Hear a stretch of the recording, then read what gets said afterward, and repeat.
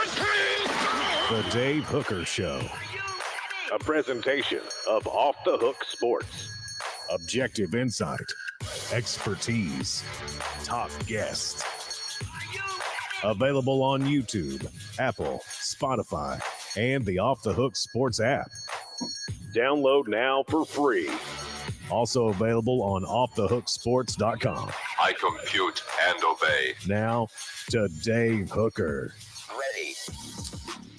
So we're kind of at that point in preseason camp that I can start to share some things with you. Not that I was withholding anything, but let's face it, football was supposed to be played in pads, and they're finally starting to do that. So I have some thoughts based off people I talked to and our own Caleb Giroux, who is at practice each and every day, on what the Vols are doing to this point. Also, what will Tennessee's defensive line rotation look like? We'll get into that, as Tennessee has depth there. Do they have a special player? I'm not 100% sure yet, but I think they might have one or two. Toomer's Corner. You can roll it again. You haven't been able to roll it because some goofball Alabama fan decided to poison the trees. Well, you can roll it again because they've regrown the trees and whatever they've done to the trees. But which Tennessee tradition would you most want to lose? I've got the best one. It's not even close. Don't look at your rundown sheet, Caleb Calhoun, because it's unbelievable. Fighting during practice. Josh Heupel hates it. Why? I'm not crazy about that take. And also the 10 greatest seasons by a Tennessee safety of all time. I bet we'll hear one of my favorites, Eric Berry, on that segment.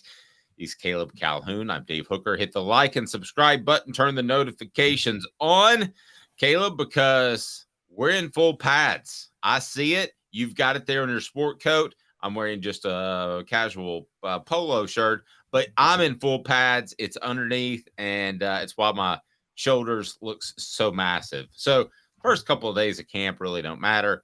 It's when you get in full pads, and Tennessee is in full pads. So we got a lot to talk to. How are you, Caleb? I'm good. I'm waiting for some of our older fans who always complain about changes in college football to say, football was at its best when there were no pads back in 1905 when players were just dying on the field. And I think that's a little too strong. There was a moment when people were leading with their head. I thought about lightening the headgear or taking away the face mask. In the end, they've done it, but they've just done it. They've done a good job by just throwing a lot of flags. I think football at all levels has changed the way people are tackled. So let's just go ahead and get to that, because people ask me today's tough question about this time of the year each and every day. And I tell them, let them get in pads. And I'll tell you, it's brought to you by Zen Sports. It is today's tough question. Today's tough question. Take a side. Take a stand.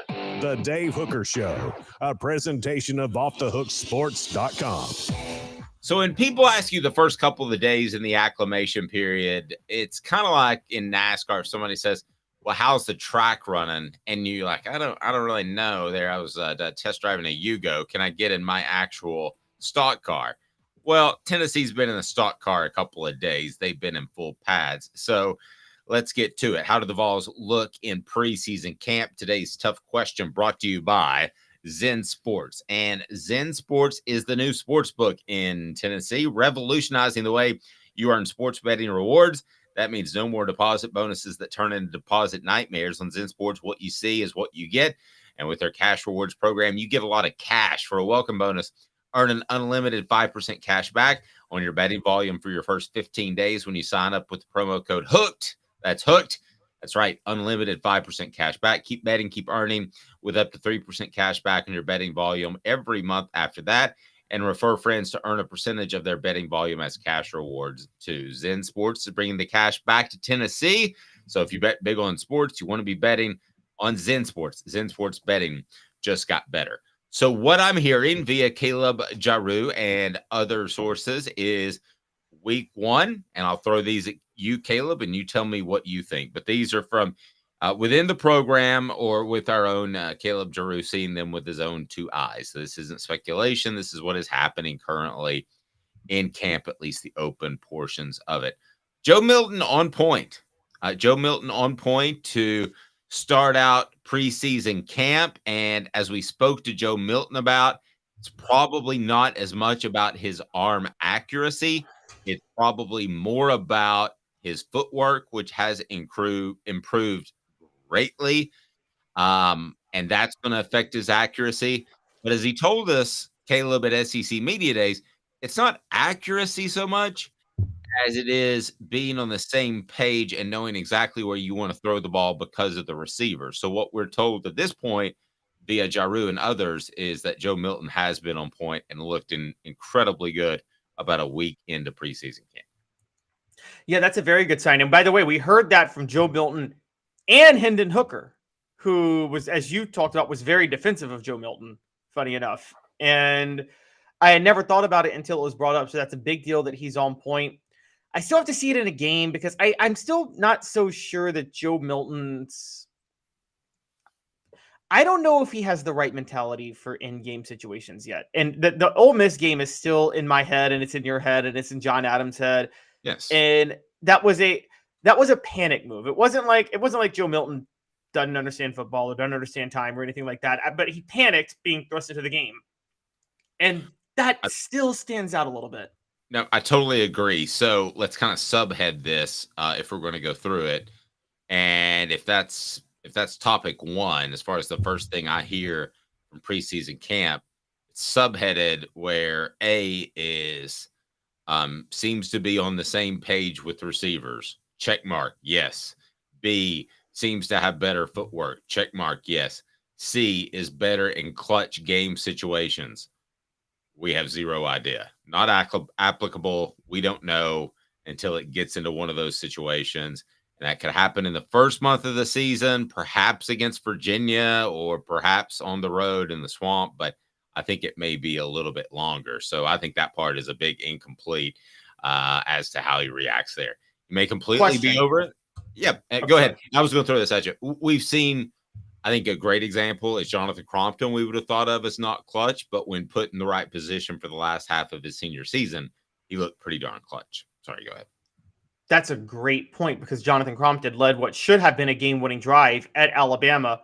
Great clock management. And if Lane Kiffin did not take the ball out of his hands, in my opinion, to cover himself, in your opinion, I think you think he thought it was the right decision. I think he was just trying to cover himself from making a bad call. I think Crompton wins that game.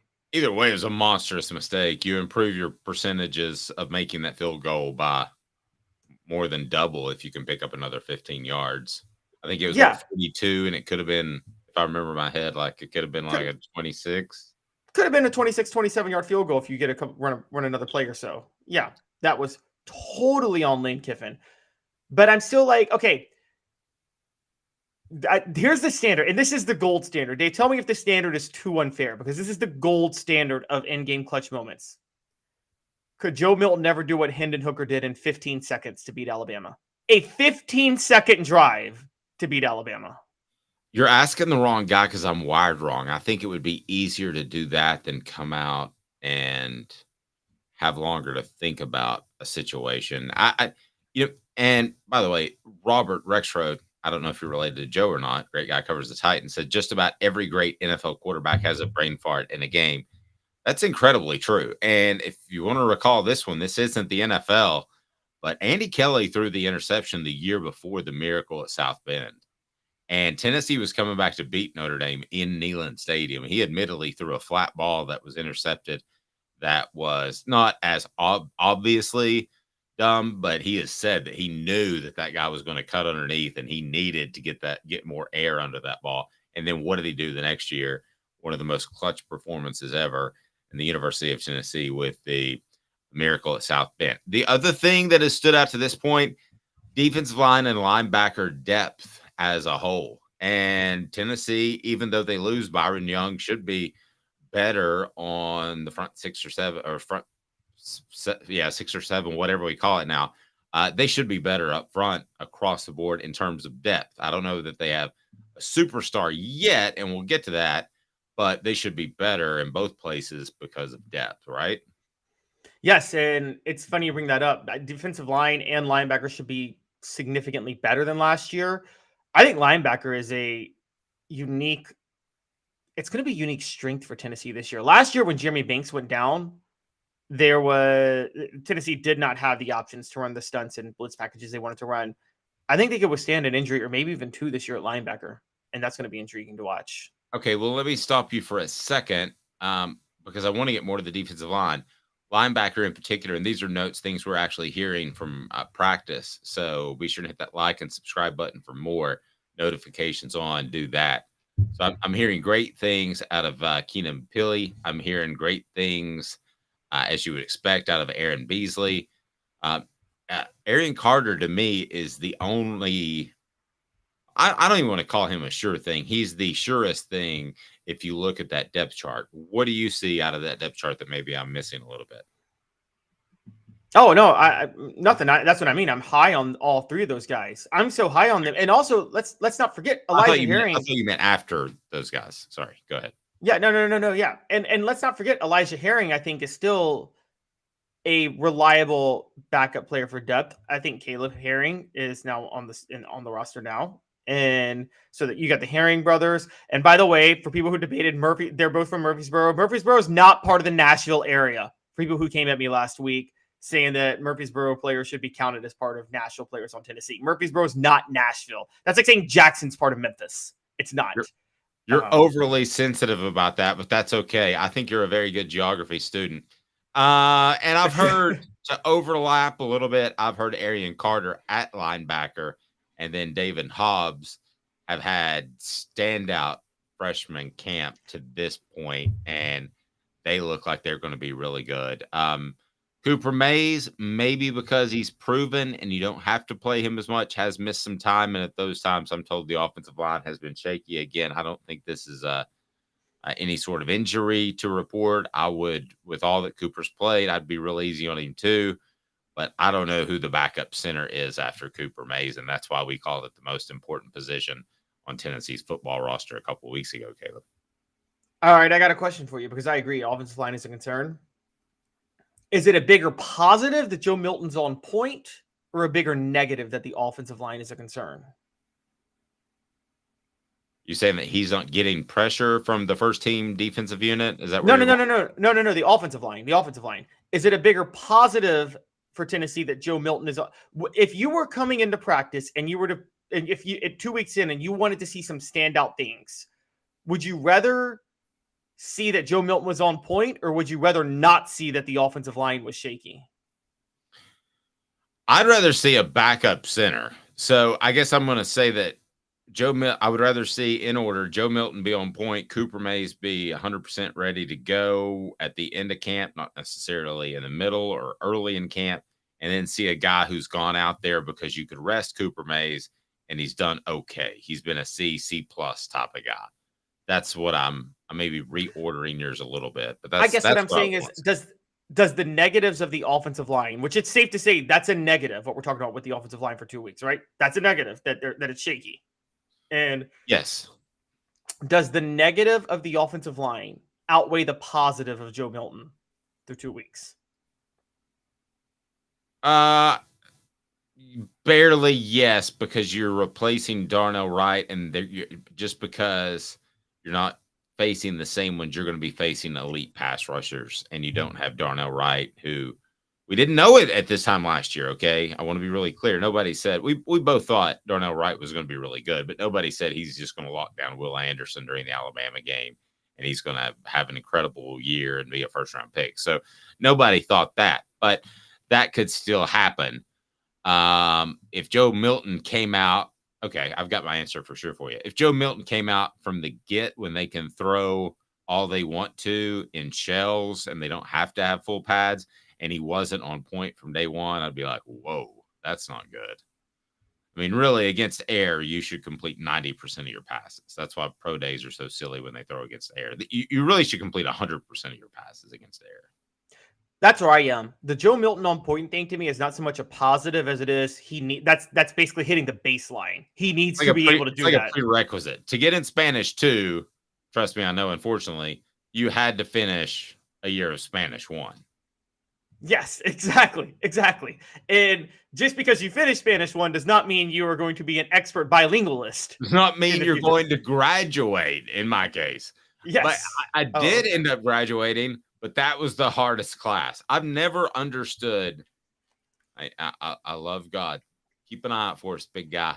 But why we have 2 languages, and I don't want to get into the Tower of Babylon and all that stuff, but it frustrates the ever-living heck out of me. That and time zones, we all just need to do one. If we can make that happen, the world would be a better place. Let's go 4 downs. We continue to talk hard facts from Tennessee's practice, but in particular, we want to focus on Tennessee's defensive line that has met with the media. The other thing that stands out to me, Tennessee making a lot more players available to the media.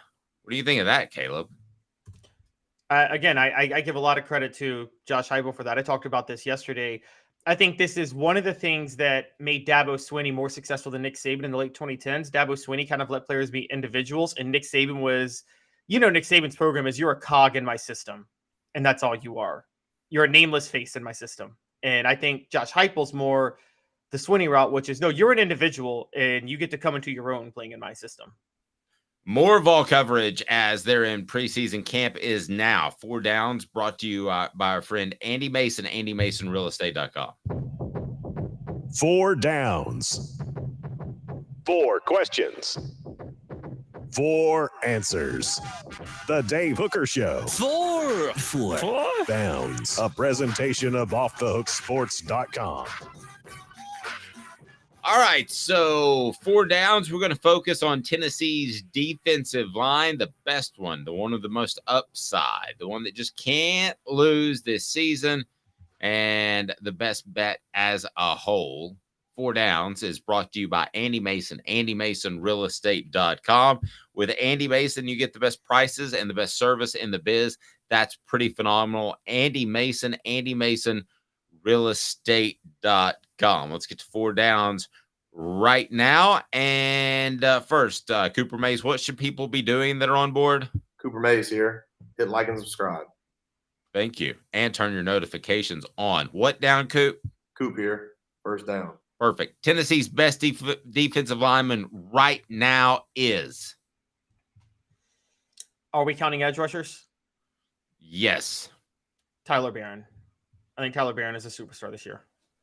I would go Tyler Barron as well, but I could make a strong argument for Amari Thomas because I think he is going to be the most consistent interior defensive lineman. But you got it's also because Dave secretly prefers Memphis to Knoxville, so he wants the Memphis kid over the Knoxville kid. I don't even keep track of where these young men are from. I treat each and every one of them like they're from Powell High School. Second down, Coop. Cooper Mays here.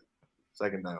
Most upside defensive lineman. I'll go first. You know how I feel about this guy, Elijah Simmons. If anybody on this football team goes from good to superstar this year, either side of the ball, either position, I believe it will be Elijah Simmons would make that sort of jump.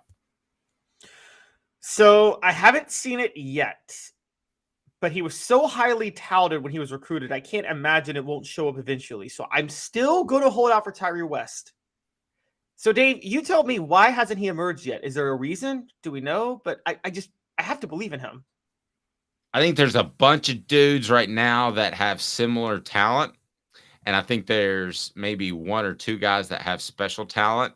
He might be that guy, but I've heard from a lot of people that it is Simmons. So a little bit of whispers in the other direction, and I could have picked West in front of you. So I think he's in that conversation.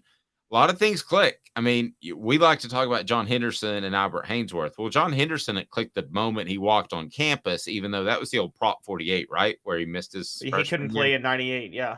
Yeah, it was a Prop 48, which is such a goofy rule. And then you had Albert Haynesworth that showed up and probably wasn't really ready to be a starter in the SEC because of maturity issues. So it happens for different guys. So I don't know, but it's going to be one of them. I think one stands up, and I think you'll have Amari Thomas as kind of your go-to. What down are we on? Should I ask you or Coop? Coop got me? Coop's got you. Coop's got me. Third down. Good. Tennessee center Cooper Mays here. Third down. All right. One of these players is going to get left out of the hustle, okay? That's the way preseason camp works. And suddenly you go from thinking you're going to be a starter and the opener against Virginia to you're lucky to get out on the field in a blowout win against Austin P, and it's 38-3 in the middle of the third quarter. Which one of these cats gets left out? Who needs to worry? Who needs to up their camp production like now on the defensive line? Okay, I got one for you, and it's a combination. Because he has more than one name? Because that's my guy. Go ahead. It's Joshua Josephs and James Pierce Jr., and I'm going to tell you why. We had both very good picks. Yes, I had a lot of hype behind them as edge rushers going into the year, but David Hobbs emerging in fall camp pushes both of them back. I think they're very good. I'm going to throw another one out there just for differences, because we basically said that Simmons, your guys, and now this guy, Omar Norman Lott. He came in as a transfer. You don't come in as a transfer to sit a while, do you? That's not the plan, right? Nope. You come into play. But also, you always have to wonder this, Dave. We've always talked about this with the and this is still going to be a thing in the transfer portal. If a player transferred, a lot of times there's a reason. Okay, I'm taking that statement out of my lexicon. And here's the reason why. I think it was 110% true. They went to junior college for a reason. Nowadays, with the transfer portal being so open, I think they can legitimately just want to make the move. So if you look at his sophomore season, he played 9 games with 2 starts at defensive tackle. In his final season with the Sun Devils, finished the year with 14 tackles, 3 tackles for a loss, and 2 sacks. So maybe maybe it's because Herm Edwards got fired. It's possible. Maybe he didn't like the way Arizona State handled that. But I would agree with you that it's players can go where they want. But I still think but if they go from schools on equal level, and maybe I'm speaking out of turn because maybe Arizona State's, they're probably not on equal level to Tennessee. So to be fair, but if you go from if you transfer from Georgia to Tennessee, or if you transfer from Florida to Tennessee, then I start to wonder, because I'm like, well, why did you transfer then? Yeah, but you had Cade Mays transferred from Georgia. That was a very unique situation. And we know the whole, his dad, his brother, Cade Mays always wanted to go to Tennessee. He just committed the year that Butch Jones lost complete control of the program. And if it were any other time period, Cade Mays would have committed to Tennessee. Yep, I would agree with that. Okay, so where are we now? We did most upside defensive lineman, can't lose. All right, best bet offensive lineman based off where they are right. Defensive lineman, best bet defensive lineman where they are right now. Who would you pick based off of their upside and where they stand right now? The old, are you buying or are you selling? 4th down, Coop? All SEC center Cooper Mays here. 4th down. Well, mine. I just think he's going to come through with his conditioning. There's too much ability. It's Elijah Simmons. The flip side is I haven't been told by anybody that's been the case, but I just think there's too much potential there to motivate a young man, and he will. Do I feel great about it? No, I do not. So what you think about Elijah Simmons is what I think about Tyler Barron. And we're back to the best one from the first down, because Tyler Barron, you may not remember this because you weren't covering Tennessee in 2021, but he was the starter at edge. Byron Young took his job. Barron entered the transfer portal for a minute in January and then came back. And then he was solid last year. I think if Barron flips that switch to say, I need to, buckle down, I still think that we're talking, I think he could be better. I think raw talent wise, he's better than Byron Young was. He just has to flip that switch. That's a pretty strong statement. If he is, then he's going to be better. He's bigger. His size speed ratio is a little bit bigger. And if you want somebody who I think right now, that's the guy they can't lose. That's my guy. But I believe Elijah Simmons has a greater floor and a greater ceiling. Well, maybe the same floor, actually. Maybe I'm misusing that term. I think he has a greater ceiling athletically, whereas maybe not the same floor, as they're both. If they don't take a step, then they're just dudes, right? Yeah. Yes, but as far as guys that can't lose, that is where I go to Amari Thomas, because I think you say Elijah Simmons upside. Amari Thomas is the only guy we know can be good at defensive tackle. Like like there's about 4. If Tyler Barron or Roman Harrison doesn't work out, there's now David Hobbs. And so, but there's just Amari Thomas at defensive tackle right now. No, completely agree. He is the one proven commodity on that group. The rest of it could be very good, but the rest of it could be average too. And then you get into where Tennessee is having to move an awful lot of guys around as far as twists and stunts, which we've talked about. That makes you more vulnerable on, I don't care how good you are at it on the second level, and probably to some extent on the third level. Auburn can roll Toomer's corner again this year. Which Tennessee tradition would be the most devastating to lose? Because I'm telling you, if the Saudis come in, it's the first thing they're going to cut. I'm not saying the Saudis are coming in every time soon. That got people so worked up with the YouTube message. Woody's Caleb Calhoun. I'm Dave Hooker. No Saudi money next, but this is Off the Hook Sports. Candace, I was really heavy into the drug culture. I was selling drugs. I was just constantly in pain. I was missing like a good support system in my life. Candace has given me everything that I need in order to successfully have a wonderful recovery, in order to have a life that I didn't even know was possible before. And it's not just about me anymore, and I love that. I absolutely love it. You can take your life back. Call Cadis today. With all that sun, sand, and salt water, the beach is a very relaxing place. Unless you wear contacts. Ow! Open your eyes to the best the beach has to offer with LASIK vision correction from Campbell Cunningham Laser Center. Sports Treasures in North Knoxville is one of the South's largest sports cards and memorabilia dealers, featuring over 10 million sports cards from vintage to modern. Sports Treasures carries a full line of hobby boxes, singles, autographed memorabilia, Tennessee Vol collectibles, fan cave decorations, and so much more. See a museum full of collectibles at Sports Treasures, 4819 North Broadway in Fountain City, and Sports Treasures on Facebook. Sports Treasures, where the real sports fan goes to shop. Who's this guy? Hello, wizard. The Dave Hooker Show, Who? a presentation of Off the Hook Sports, What? YouTube, Apple, Spotify, and the free Off the Hook Sports app. Back to Dave Hooker. Before we dive into this Tennessee tradition that you just couldn't stand to lose, where does Toomer's Corner rank among cool traditions in the SEC and beyond? Because that'll be our jumping off point, and it's brought to you by our friends at City Heating and Air Conditioning, cityheatandair.com. Over 50 years in East Tennessee, integrity matters. Where's that among the cool traditions of all of college football, or just the SEC, if you want to scale it down a little bit? Okay, I am a save the trees kind of guy, so I keep it pretty low because they're just wasting paper. And, you got to kill more trees to replace that. So I'm not going top 10. So wait. You're okay. So you don't, but they've saved the trees. No. They saved the oak trees. But how many trees are being killed by you wasting toilet paper?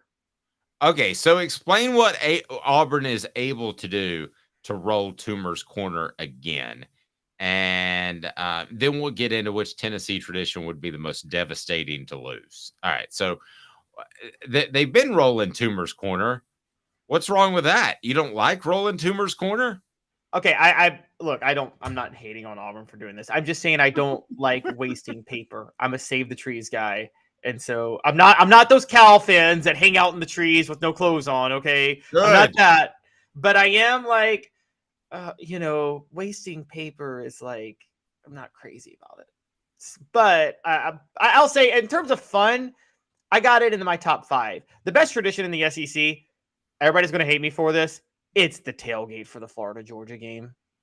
That's the best tradition in the SEC. It's the tailgate in Jacksonville for the Florida-Georgia game. If you've never experienced it, you got to go to Jacksonville I don't know if you've ever been for one game, Dave. No, have you gone to the largest outdoor cocktail party, which we can't call it that anymore? Yes, I've gone to it one time. I think it was 2006, I want to say. Best tradition in football. Like, the most fun tradition in football is the tailgate for the Florida-Georgia game. But in terms of fun, Toomer's Corner is in my top 5. It's probably top. It actually might even be top 3 because it's an excuse to party. But Okay. I just I don't like wasting paper. Well, okay, if that's the way you stand, it's good that I've learned that about you, and I don't waste a lot of paper around the office. So we're mostly digital here at Off the Hook Sports. I think coolest traditions. There's a couple that come to mind, and one is, even though it's South Carolina, it's, I think, a super cool tradition when they do the what's the rooster's name that jumps out of there, the Space Odyssey movie that says, "Hello, Dave. Dave, how are you doing, Dave?" Remember the 2001 Space Odyssey? A little before your time, but they come out. Cocky comes out, the rooster, to that. Another great tradition is just night games are tough to beat when you go to some of these places, whether it's LSU, the fact that they have a tiger on the field. And I once walked up to said tiger and thought, will this tiger roar at me if I just get close enough and say hi? And it didn't roar, it hissed.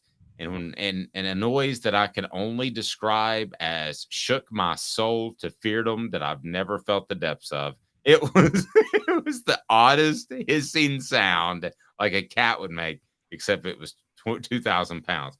Other traditions. The worst one of the worst, is right before an Alabama game starts, and you have Paul Bear Bryant, who's one of the greatest coaches of all time, and and you can't understand the pregame. What are other traditions you hate or love from the SEC before we get to Tennessee's absolute best? Well, my most hated tradition, and I'm going to be honest, I'm not one that I'm a rival, because I just brought up I love the Florida Georgia cocktail party. Alabama's obsession with Sweet Home Alabama makes that the worst song in America. I cannot stand that song. Okay. I like that song when I'm at a NASCAR race in Talladega. Does that make it weird? I don't know. I mean, they literally play the opening little riff of it whenever they get a first down. Now it's just it drives me crazy. But I can't talk because that's probably how everybody feels about Rocky Top on the other side. The best tradition, by the way, I left out top 3. Vol Navy's top 3. Vol Navy is a top 3 tradition. Yeah. Okay. Or third down for what is pretty awesome. Now, okay, Butch Jones. Okay, Butch. So the trees are back. You can roll them. Here are the traditions that stand out to me that make Tennessee different. So before you go there, Alabama's biggest tradition is cowardly doing things to fans that can't fight back, i.e. poisoning Toomer's Corner when nobody's around, or in the case of suing Philip Fulmer, or in the case of the 2011 national title game. Go back and look this up. This happened. An Alabama fan sexually assaulted an LSU fan who was drunk and passed out, and did it on camera and filmed himself doing it. I think you know what I'm talking about. Well, you just got really heavy there. I was going to try to tell an Alabama joke, and I don't know that I have the ability, even with 25 years in some sort of broadcasting, to segue into a funny joke after what you did to me there. Go with it. Go with it. You just pushed me off the precipice of good taste. Now I'm going to pass, and I'm going to leave it at that story. Tennessee's best traditions, when I think of traditions, here's what I think of. I don't think of the Vol Walk because I see that at other schools. They might call it the Tiger Walk or the Tide Walk, but they've got those at several other schools. That's not as big of a deal. And, they do that. Now, I think it's super cool when Tennessee goes on the road or they go to bowl site. But let me hear from you on the message board. What are Tennessee's traditions you just couldn't live without? I would hate to see the checkerboard end zones go away. That honestly is like a 6-year-old. I thought, those are stupid. Why don't they have their names in them? But now it looks pretty cool over time. The funding for the band, who I think most people tend to believe that Tennessee or Alabama's band is one of the top 2 in the nation. Wouldn't you say that's kind of right? The thing that I kind of miss a little bit, but I realize it comes about from animal cruelty, would be the Tennessee walking horse, but you have to abuse a horse, so I'm not for that. I don't know. A lot of these, you think about it, are Doug Dickey ones that he brought in when he took over. But what other traditions does Tennessee have? You simply couldn't. Playing Alabama, I guess, would be number one, but I think that might get dropped at some point as well. I mean, you're right. Most of these, like, it's funny, the golden age of Tennessee didn't have any of these because Robert Nealon, like, was the golden age, and none of these were around. I will say that I think the checkerboard end zones were around because aren't they based on the design around Ayers Hall at the top? Isn't that where the checkerboard end zones come from? I believe it is. Well, we'll have to take your word for it. I just know they walk from the individual dorms. Now, this one we can't let slip by as a pretty smart one by Tennessee junior, 100% running through the tee. Doug Dickey invented that. Yeah, that's pretty tough to beat. I mean, Colorado has to bring like a wild animal to make theirs nearly as cool. I mean, who else? Ohio State has the O that's pretty cool with the band. Who? The band does Ohio State. The band does the O. Where they dot the I. Yeah, they dot the I. Yeah, and that's pretty cool. The best Tennessee tradition is the Vol Navy, though. There are only 2 tailgates on water in all of college football, and it's Washington and Tennessee. That is the best tradition, that you can tailgate on a boat. Dave, you covered recruiting. I'm shocked they don't have recruits do the Vol Navy more when they're visiting. That's the best selling point. Yeah, but they'll never get to do it when they're here. And I don't know, take them down there, have a good time. Like, and the also, junior college kids, you could get really loaded because they'd be over 21. There you go. I mean, I'm surprised no one's ever drunkenly jumped in the river in Tennessee. Have they? Maybe has anybody from the Vol Navy ever drunkenly like jumped in the Tennessee River? Have I? No, has anybody? Oh. Well, I think the answer is probably yes to both questions. Oh, really? No, I have not. Is the river swimmable right there? It's just less than like 6 blocks from the sewage plant, so absolutely. Oh my gosh! Other than that, yeah, you don't want to swim in that stuff. Because you come out of Norris Lake or Watts Bar and you like feel tremendous. You come out of that thing, you're like, I need a shower as soon as possible. Well, is there like a current that, like, so in Memphis, I don't know if you know the Mississippi River, the reason you can't swim there is literally there's an undertow will drag you under. It's impossible to swim in the Mississippi River in Memphis and not drown. But have you tried? Why don't you do it, Dave? Why don't you try to swim across the Mississippi? You swim from Memphis to Arkansas. All right.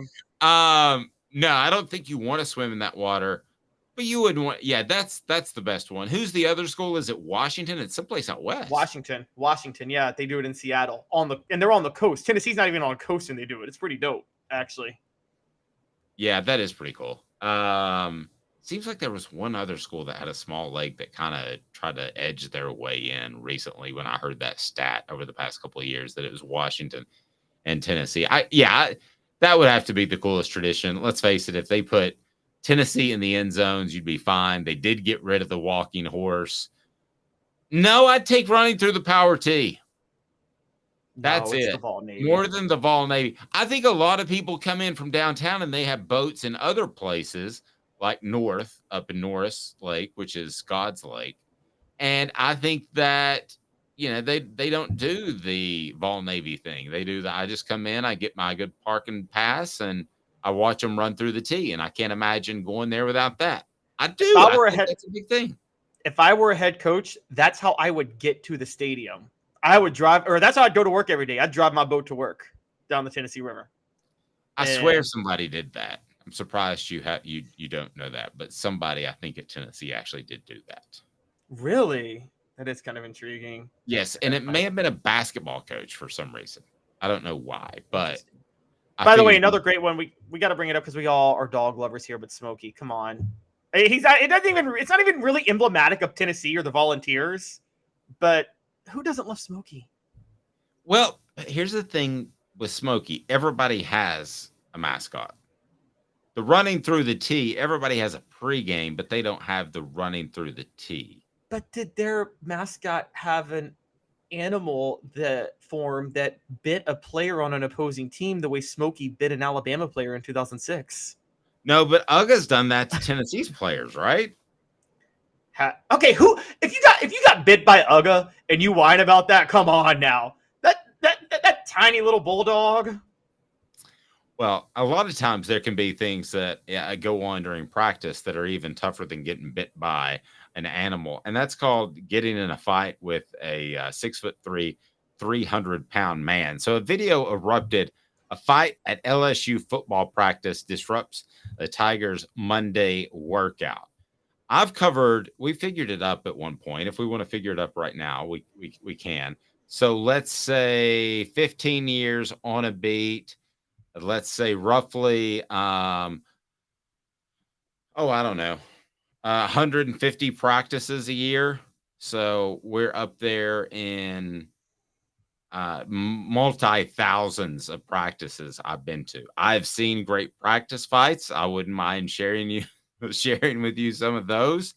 But I can tell you that from talking to some people within Tennessee's program, Josh Heupel is very against practice fights.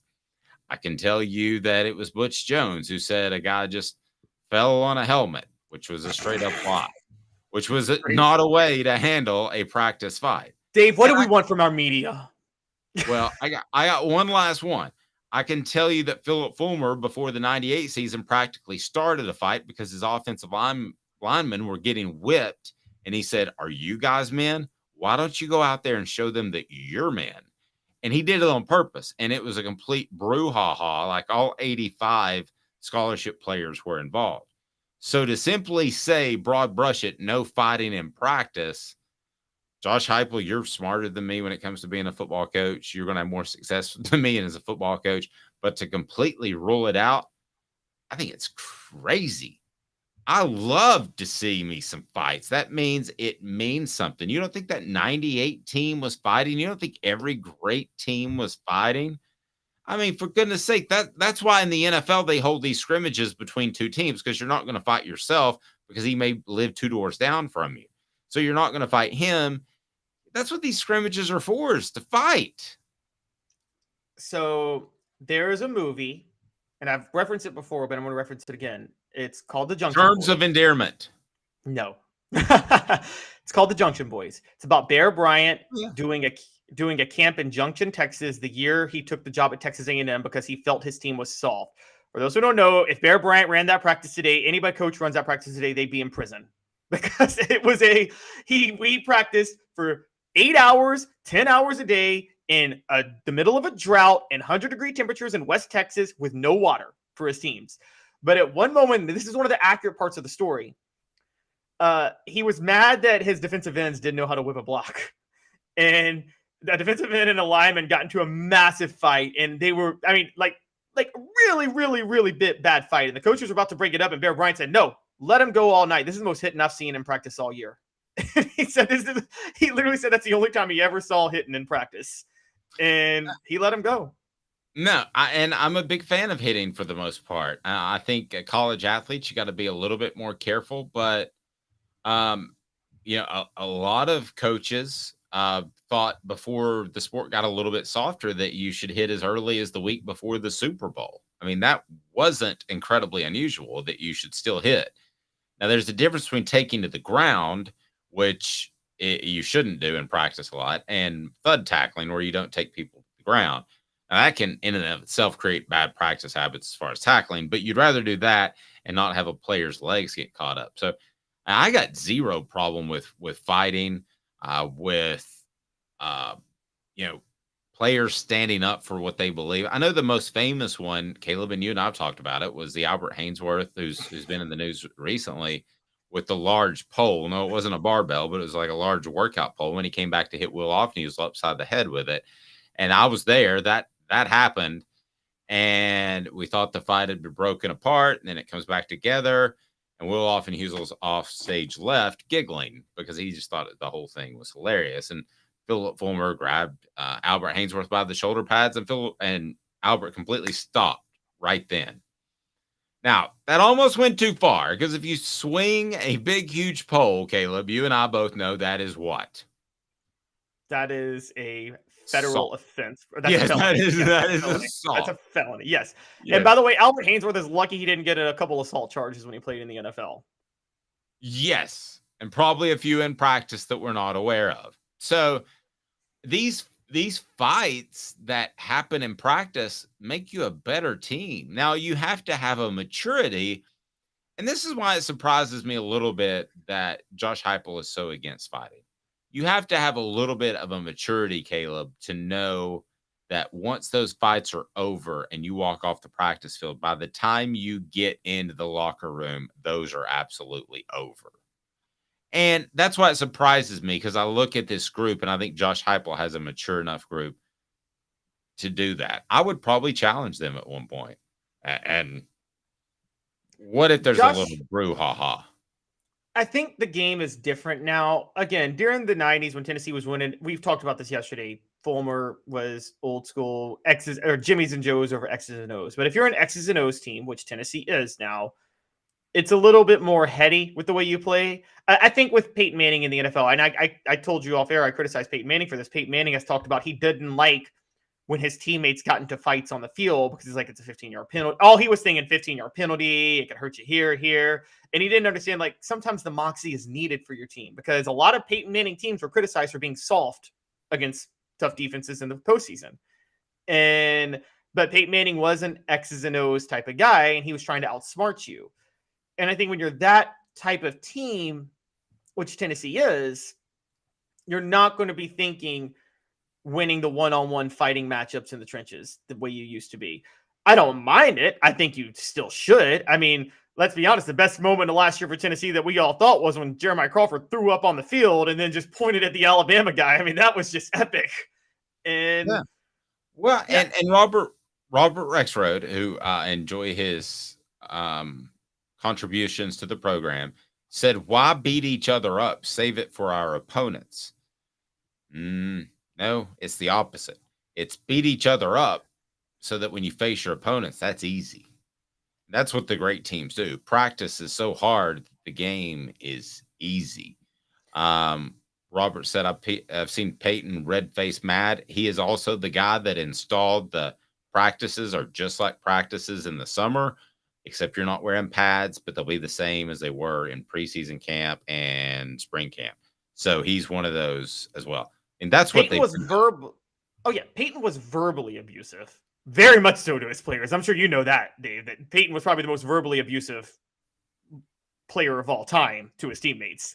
I think don't you think most of the great ones are, and that's why they're not good coaches, because they can't live up to their daily standard. Yeah, what great players do, and this is Michael Jordan's problem as a GM. They say, if this player has my drive, he can be like me. Well, that player doesn't have your drive because nobody has your drive. And so, I mean, it's legendary. I'll use the Kobe story, how he'd get up at 2:00 in the morning so he could get an extra workout in, midday sleep, and then work out with the team. So most people aren't going to have that same sort of drive. That's just not the way people are wired, or there wouldn't be special people like Peyton Manning. I mean, let's talk about physically. Peyton Manning is not wowing you with his God-given gifts. He's wowing you with what he did with a good set of God-given gifts. Yeah, I agree. Peyton Manning, with the exception of accuracy. Now, I will say Peyton Manning's accuracy was probably his one physical gift that stood above every other quarterback in his prime, wouldn't you? Like he could deliver it. Peyton Manning's probably the guy that could throw the ball do the Dr. Pepper challenge with the SEC and hit it through the little hoop every time if you wanted, without having to do the two-hand shovel pass, which I hate. Yeah, he could have done that, and he also, the whole Ryan Leaf had a massively stronger arm than him, was a little bit overdone. I thought Peyton had a bazooka coming out of college, but he did. But he didn't have Joe Milton's arm, and maybe Ryan Leaf was a little stronger. But nobody said, "Oh, I don't think he can quite make the deep out." I mean, nobody ever said that. I think Peyton. And there's a difference between doing what Peyton or Michael does, which is they go hard on you. We all have seen that clip of Peyton cussing out Jeff Saturday when he was mic'd up, which is hilarious. Or the kids in Saturday Night Live. Oh, at SNL, that was. And there's a difference between that and, remember this, AJ McCarron, like publicly cussing out his center at the time because he just wanted to try to make a show for himself as some sort of tough guy, because I think AJ McCarron was a fraud of a leader at Alabama. I have no respect for him whatsoever. I just wanted to throw a shot at him to get that Wow. info. Just AJ McCarron driving down the road with his ears burning all of a sudden. I hope you hear this, AJ McCarron. You're a fraud. Yeah. Does Brent Musburger at any point get drug into the conversation because AJ McCarron's girlfriend or wife was the subject of Brent Musburger's 20-minute diatribe on the national championship game? I hope she leaves him for Brent Musburger. Oh, gosh, that would be. Seems like a bad choice all around. Brent's just kind of hanging on. Travis says, if you don't beat each other up, your opponent damn sure will. I tend to agree with that. That's like raising a kid. If you're not hard on your kid, life will be hard on your kid. Yes. Yes, it's exactly right. When my kid was 2 years old and she didn't want to sit in the seat there, the high chair at a restaurant, she'd cry till somebody pick her up. So I said, okay, we're going to the loudest restaurant I know. It's a sports bar. And she sat there the whole time and we refused to pick her up. And it wasn't great for the people around us, but I knew I had to drive that one lesson home. And I remember a lady leaning over and saying, someone needs to pick that kid up. I said, someone needs to pay attention to their own damn business. I'm trying to raise this kid is basically what I said. And they say, and they say you should never hit a woman. Some women should be hit. I don't know about that. That was the one. That was the last time she cried in her high seat. So, yes, there you go. Maybe that's what we're saying that all people need. My dog cried in his crate the first time I put him in there. He's never cried since. Yeah. Well, I mean, that's what dog Ambien can do. 2 minutes coming. Coming up, realignment, good or bad for college football. Greg Sankey feels sadness. What word would you use to describe realignment of college football conferences? Sadness is not the word that I'm going to pick. Top greatest seasons by a Tennessee safety of all time. Eric Berry should be 1 and 2 on my list. What does Caleb Calhoun do? 2 minutes off Thug Sports.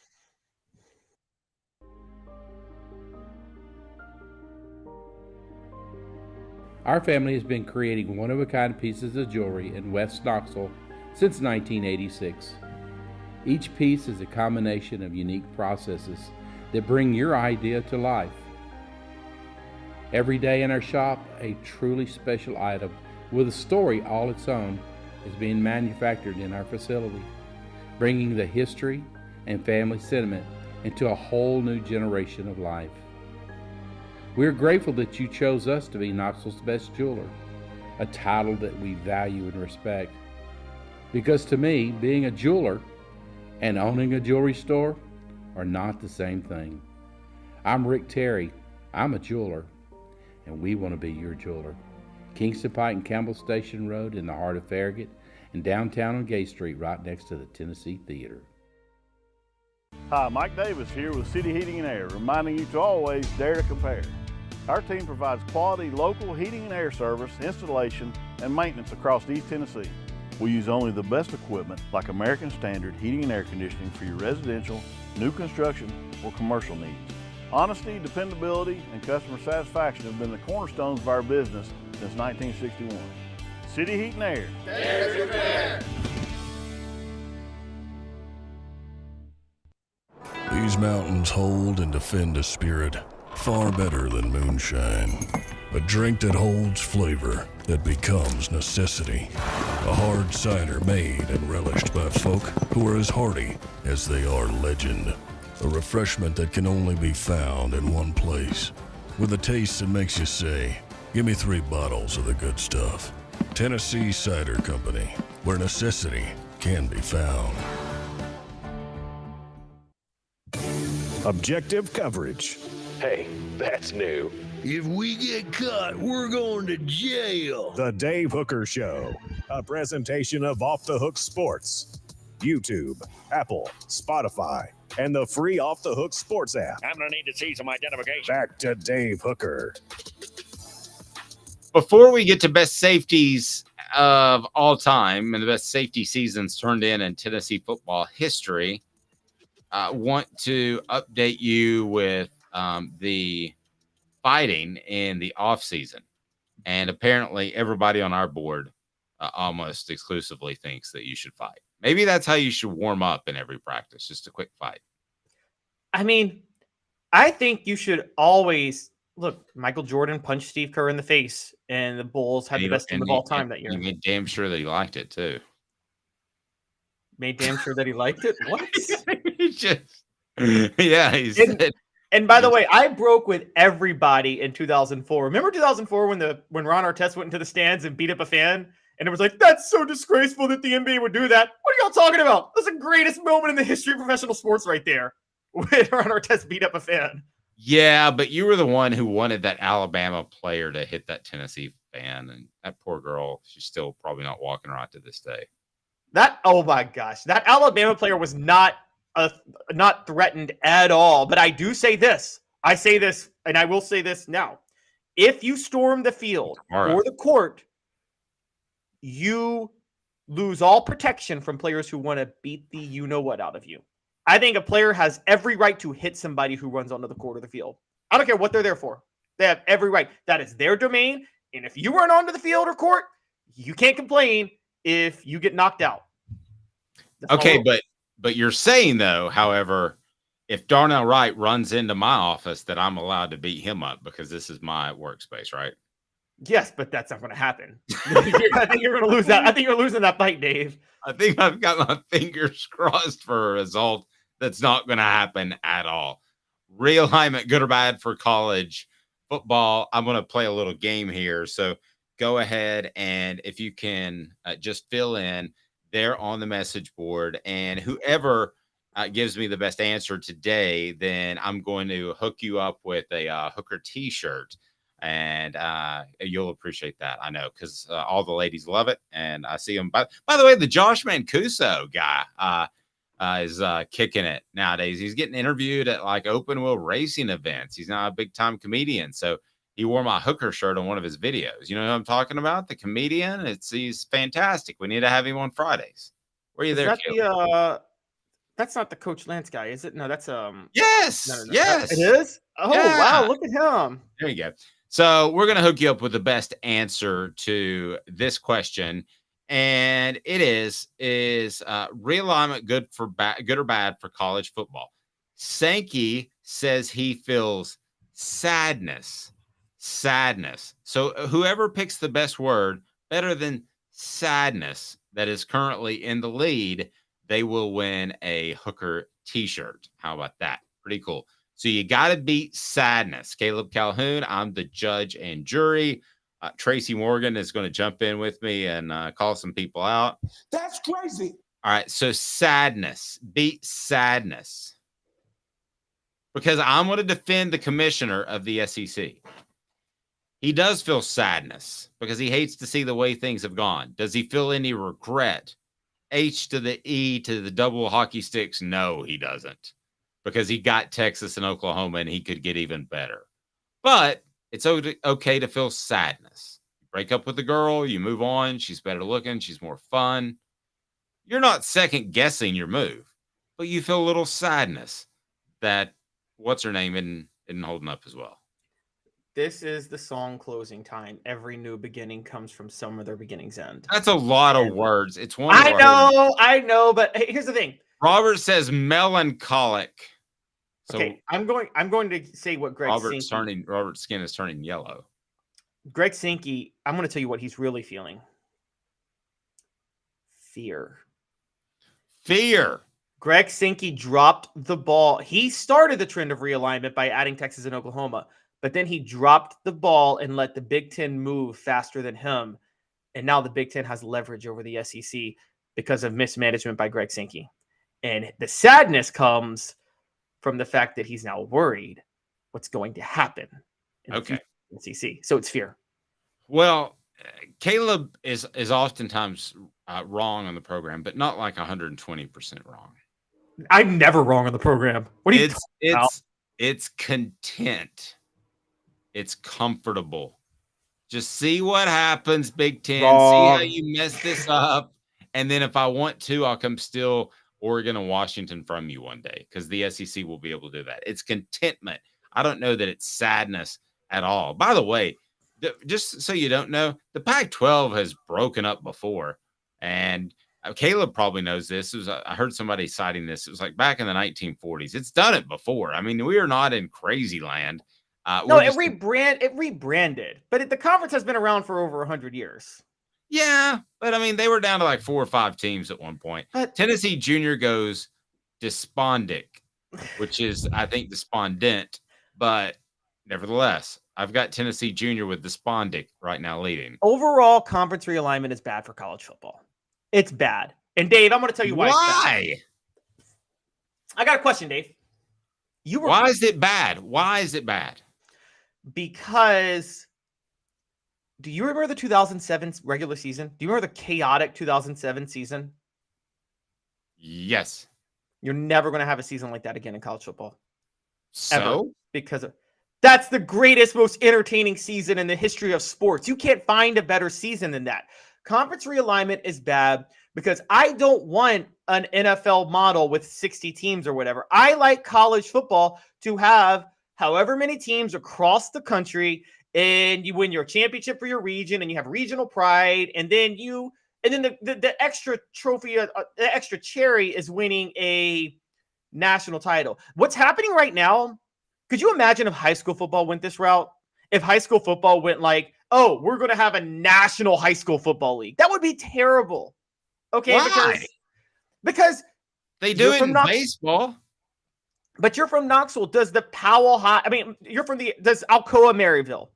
Is that not a great rivalry in high school football? Could you imagine if that was lost? Rivalry. Yes, that's a great rivalry. I'm from Memphis, Ridgeway, White Station. I went to Ridgeway. My brother went to White Station. Great rivalry in basketball. If you go national with all of this, these regional amazing rivalries that are so tied to so many things are gone. I'm sorry. Wait. Tell me that. But Caleb, tell me that fans aren't going to pile into planes and go to an Oregon game or a Penn State game or a Texas game or wherever the SEC is going to be played. Fans are going to pile in. They will, but Dave, I got a question. You're a Cowboy fan. Okay, they're in the NFC East. I don't know how they are in the NFC East regionally. That's the stupidest thing in the world that the NFL does. But what do you care more? Okay, say you were still a Tennessee fan and not covering Tennessee. In a given year, the Cowboys can sweep Washington or Tennessee beats Alabama. You're taking Tennessee beats Alabama every time if you're still a Tennessee fan. Yes. Every single time. No Tennessee. Heck, Tennessee Vanderbilt is a more entertaining rivalry than Dallas and Washington. Okay, but let's make the comparison fair. If you're a Tennessee fan out there, would you take 11-1 and win a national title, or would you beat Alabama, Georgia, and Florida and somehow not get in the college football playoff? You'll take 11-1.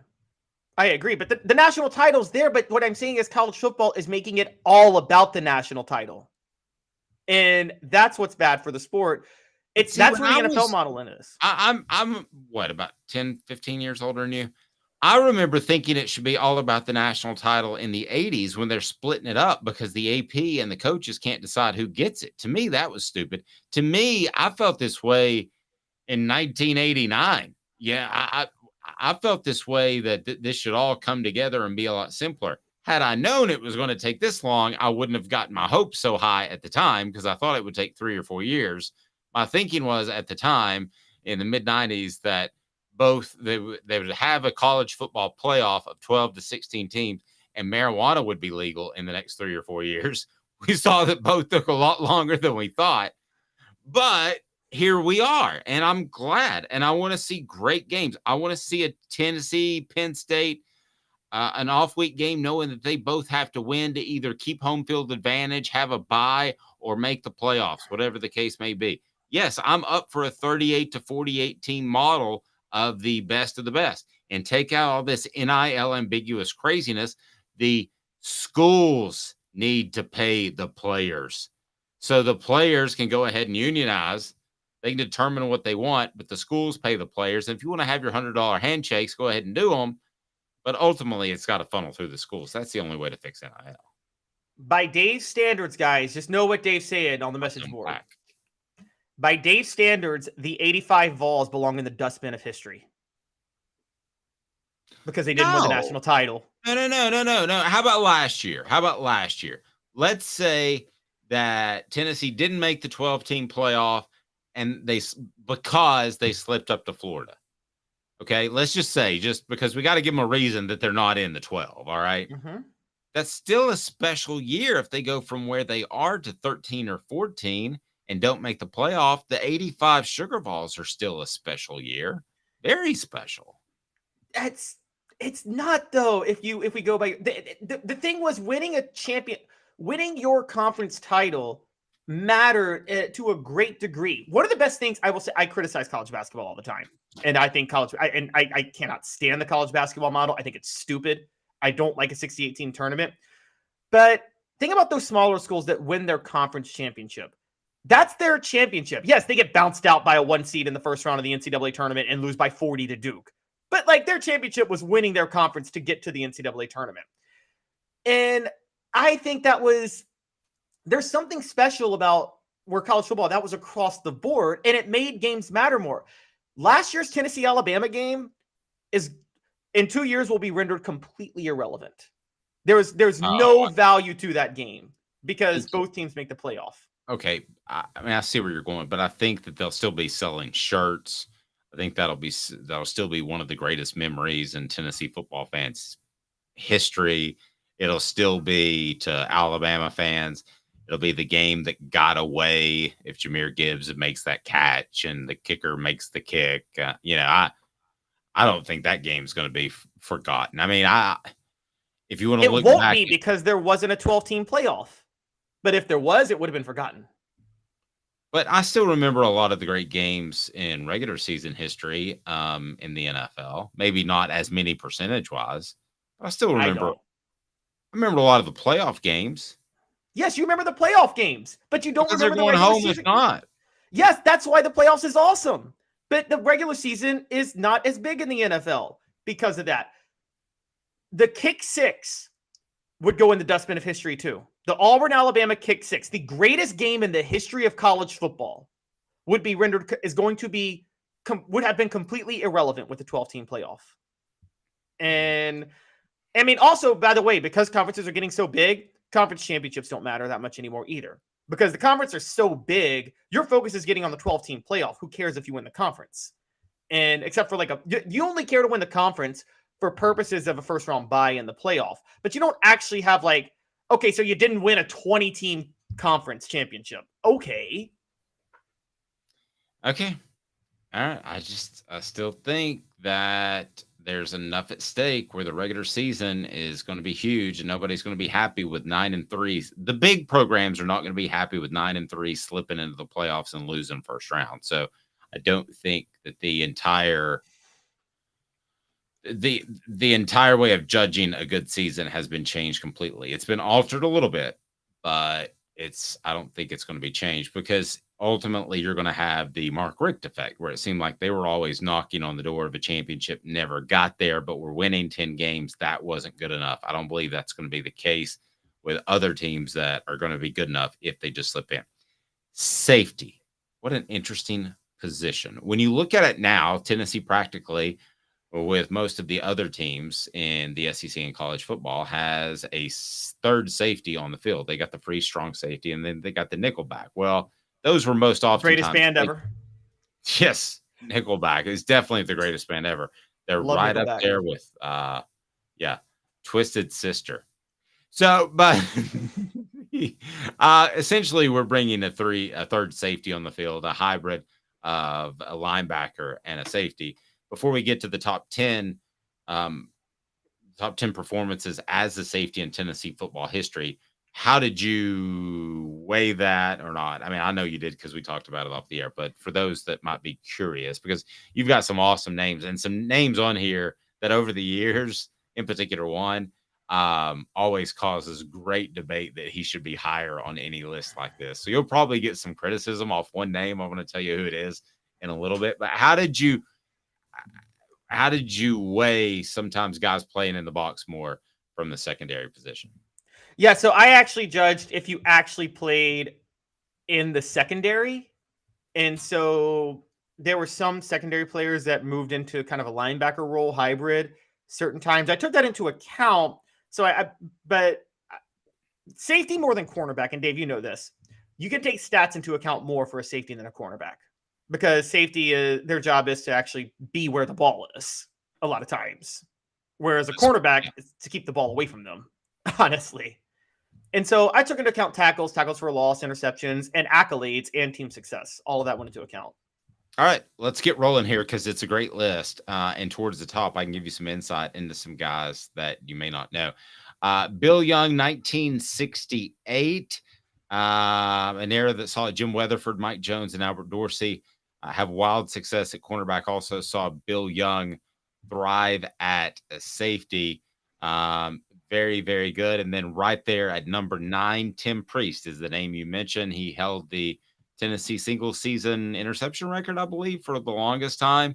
And Tim Priest, because I think the work he did on the Vol Network, because he is remain local, is a fan favorite. No question about him. I think he's really, really good on his when he did the color commentary. I know he had to step away because I think he had a grandson maybe in college. But yeah, he's just fantastic. That 1970 year he had,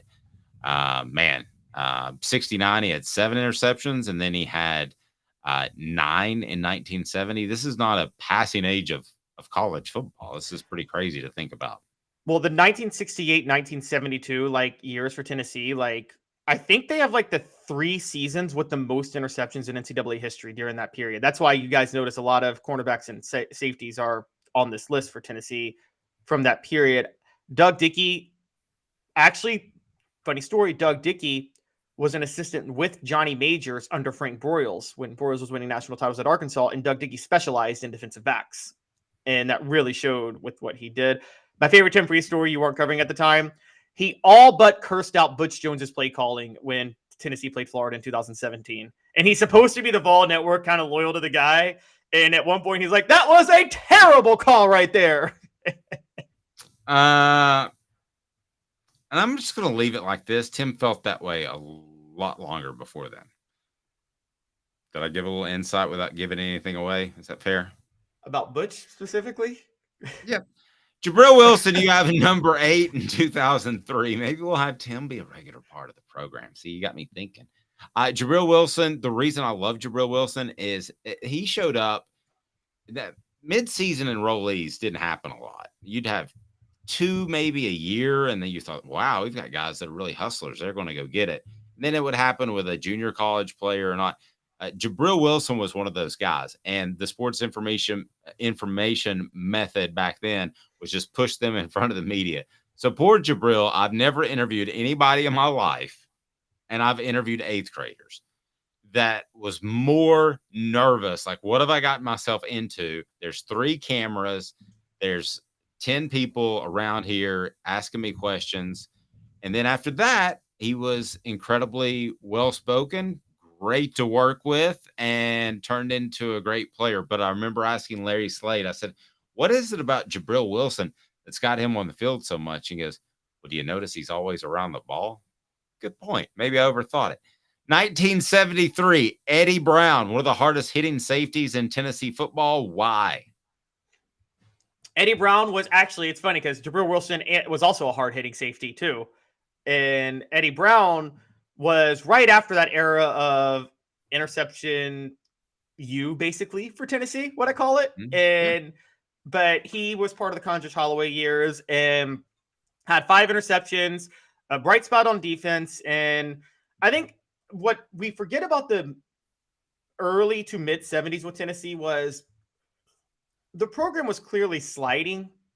I don't know if it was Bill Battle's fault or the administration's fault for not giving him support. You could give me more insight to that than myself, Dave. But it seemed like the program was sliding, but players like Eddie Brown and Condrich Holloway kind of slowed the slide with their play. It's a good point. It's a little bit before my time, but thanks for making me feel old to be able to give you. Well, no, I don't mean you being. I thought you might know some people who had some insight. I don't. That's I do think. Like, did you know Haywood Harris? I don't know. You brought up the point to me a couple of months ago that probably Condrich slowed the slide. And I thought that was a really good point that I don't know that we've talked about before. Roland James. Like Dobbs slowed Butch Jones being fired. But yeah. Roland James, 1979. He started alongside Bill Bates. Bill Bates turned out to be pretty good. Dale Carter, 1990, even though it wasn't from the secondary. Who can forget the kick return? I think it was a kick return against Florida, right? When Florida was kicking, the ball was going out of bounds, and Dale Carter's like, "No, I'm going to field this anyway." Yeah. He returned it for a touchdown. Then you have Chris White in 85, who's a part of those Sugar Vols teams that nobody will ever forget. That Dave wants to be forgotten. That who wants to be forgotten? I said that Dave wants to be forgotten. That you want to be forgotten. No, I don't want it to be forgotten. I'm all for it. Bobby Majors, one of the biggest names, if not the biggest name, is the Majors family. And man, it's just you've got written here. The younger brother of Johnny Majors came down with 10 interceptions in 1970. He ended up with 36 picks. No, UT in 1970, UT. Tennessee as a team had 36 interceptions in 1970. That's a record that'll never be touched. Okay, now the top two I'm not going to argue with. Deion Grant, 1999. Although I would say because of the championship, I understand the stats may not back it up, but with the interception against Florida, I would probably put 98 just because of where my headspace has been. Then Eric Berry, 2008. You could go 2008 or 2009. Was that a tough decision, Berry over Grant? Because as much as I love Deion, that would not have been a tough decision for me. No, it wasn't. And the reason it wasn't a tough decision was because Deion Grant, we're forgetting this part. And Deion Grant's a great safety. I take nothing away from him. But he had as a free safety, you're allowed to do a lot more things when you have help at cornerback. And Deion Grant was playing with Fred White, a hard-hitting strong safety, and he was backing up Dwayne Goodrich, who you and I know would have been a superstar cornerback in the NFL had the tragedy not happened. And playing behind Dwayne Goodrich gave Deion Grant a lot of leeway to do what he wanted to do. Barry in 2008 was playing behind nobody. I mean, I don't know who else was in the secondary that year. No, he was about the only somebody on defense altogether. But you didn't have Fred White on there, so we had a couple of comments from Fred White left it on our new voice message board that people will give out the number for, and he wanted to say this. You suck. Yeah, suck ass. How could you not have our guy, Fred White? Shut the hell up. I love Fred. I love Fred. I'm a huge fan of Fred. And there were a couple of people I had to leave off. There was Fred White was close. Bill Bates was close. Burt Reschishard in 1950 was close. I hope Fred loved him in Smokey and the Bandit. Burt Reschishard, he was in that? I don't know. Yeah, okay. That was Burt Reynolds. All right, have a fantastic day. We look forward to having Fred on a Football Friday with Fred, so Caleb can tell him he's not one of the top 20. No, I said he didn't have one of the top 10 seasons all time for a safety. Yeah, I didn't say he's not a top 10 safety. Yeah, you word it how you want to, but you're scared. And we'll have Caleb on with Fred Friday at 10:25, so you don't want to miss that. He's Caleb Calhoun. I'm Dave Hooker. This is a presentation of Off